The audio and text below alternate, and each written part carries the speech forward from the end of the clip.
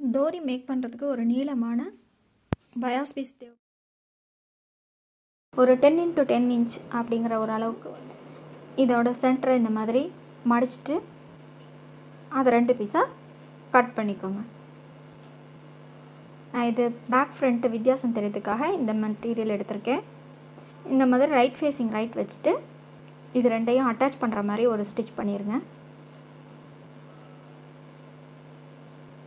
இந்த மாதிரி ஸ்டிச் பண்ண அப்புறமா நமக்கு ஒரு டைமண்ட் மாதிரி ஒரு ஷேப்பில் ஒரு ஃபேப்ரிக் கிடைக்கும்.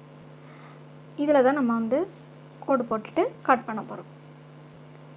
ஸோ இதுக்கு இந்த சென்டரில் இந்த ஸ்டிச் பண்ணியிருக்கோம் பார்த்திங்களா, அதை நல்லா கையால் க்ரீஸ் பண்ணி விட்டுட்டு இந்த மாதிரி லைன்ஸ் வரைஞ்சிக்கலாம்.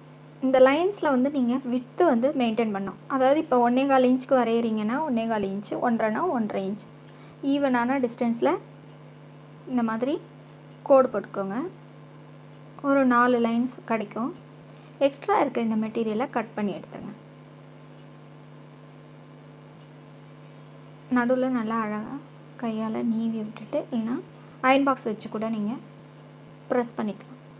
ப்ரெஸ் பண்ண அப்புறமா ரைட் சைடு டேர்ன் பண்ணிவிட்டு இந்த மாதிரி ஒரு நாப்கின் ஃபோல்டு பண்ணுங்கள். பண்ண இந்த லைன்ஸ்லாம் நீட்டாக ஒரே லைனாக அலைனாக இருக்கும்.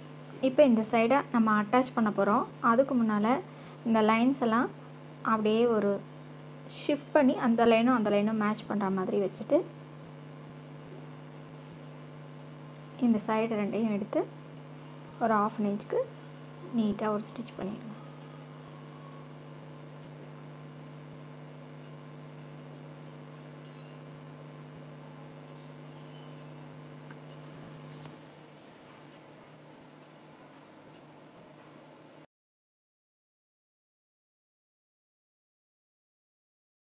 நீங்கள் கழுத்து ஃபினிஷ் பண்ண கூட யூஸ் பண்ணிக்கலாம். நம்ம ஸ்டிச் பண்ணிவிட்டோம். இப்போ கட் பண்ண போகிறோம்.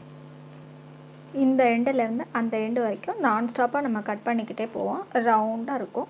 ஃபினிஷிங் அப்போ ரொம்ப நீளமான ஒரு கிராஸ் பீஸ் ரெடியாக இருக்கும். உங்களுக்கு டோரி மேக்கிங் அல்லது கிராஸ் பீஸ் இதுக்கெல்லாம் யூஸ் ஆகிற மாதிரி ஒரு நீளமான ஒரு பயாஸ் பீஸ் கிடச்சிடுச்சு.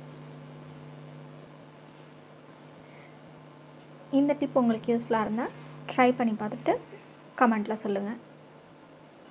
தேங்க்யூ.